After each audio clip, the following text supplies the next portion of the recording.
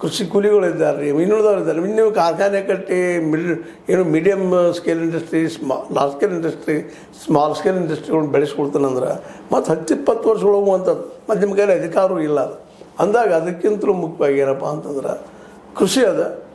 ಕೃಷಿ ಮಾರುಕಟ್ಟೆ ಕೊಡಿಸೋದು ದಿಶೆಯಲ್ಲೇ ನಿಮ್ಮ 4 ರಾಜ್ಯಗಳಲ್ಲೆನ ಅಲ್ಲಿ ಮಾರ್ಕೆಟ್ ಮಾಡಿ ಕೊಟ್ರಪ್ಪ ಅಂತಂದ್ರೆ ರೈತರಿಗೆ ತಾವು ಬೆಳೆದ ಬೆಳೆಗೆ ಅಲ್ಲಿ ಯೋಗ್ಯ ಬೆಲೆ ಸಿಗ್ತದ್ರೆ ಅವ್ರು ಉಳಿದ ದುಡ್ಡನ್ನು ಅಲ್ಲೇ ಖರ್ಚು ಮಾಡ್ತಾರೆ ರೈತರು.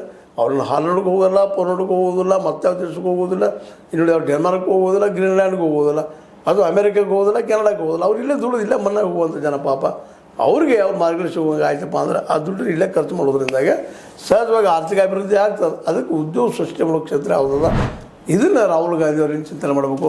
ನಾವು ಗ್ಯಾರಂಟಿ ಕೊಟ್ಟಿವಿ ರೀ, ನಾವು ಇದನ್ನು ಗ್ಯಾರಂಟಿ ಕೊಟ್ಟಿವಿ, ಟಿ ವಿ ಕೊಟ್ಟಿವಿ, ಮತ್ತೊಂದು ಕೊಟ್ಟಿವಿ ಅನ್ನೋಕ್ಕಿಂತಲೂ ಪ್ರತಿಯೊಬ್ಬರು ಉದ್ಯೋಗ ಸಿಗುವಂಥ ಈಗ 2 ಕೋಟಿ ನಿಂತಿದ್ದಾರೆ ಮೋದಿ ಅವರು.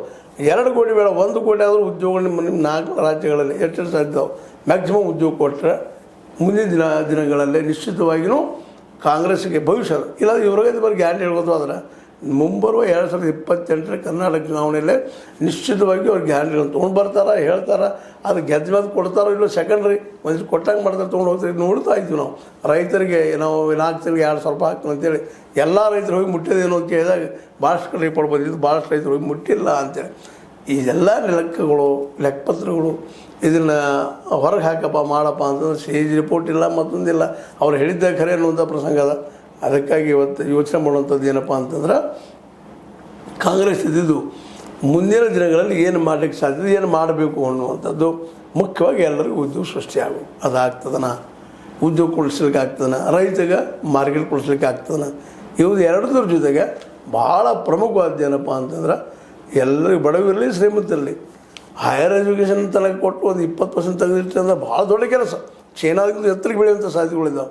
ಇಲ್ಲಪ್ಪ ಅಂತಂದ್ರೆ ಅಟ್ಲೀಸ್ಟ್ 10+2 ನೀವು ಕೊಟ್ಟ ಆರೋಗ್ಯ ಎಲ್ಲರಿಗೂ ಕೊಟ್ಟರಪ್ಪ ಮಿನಿಮಮ್ 2 ಕೊಟ್ಟರೆ ಗ್ಯಾರಂಟಿಗಳನ್ನು ನಿಶ್ಚಿತವಾಗಿಯೂ ಇಲ್ಲಿ ಉದ್ಯೋಗ ಸೃಷ್ಟಿ ಆಗೇ ಆಗ್ತಾವೆ.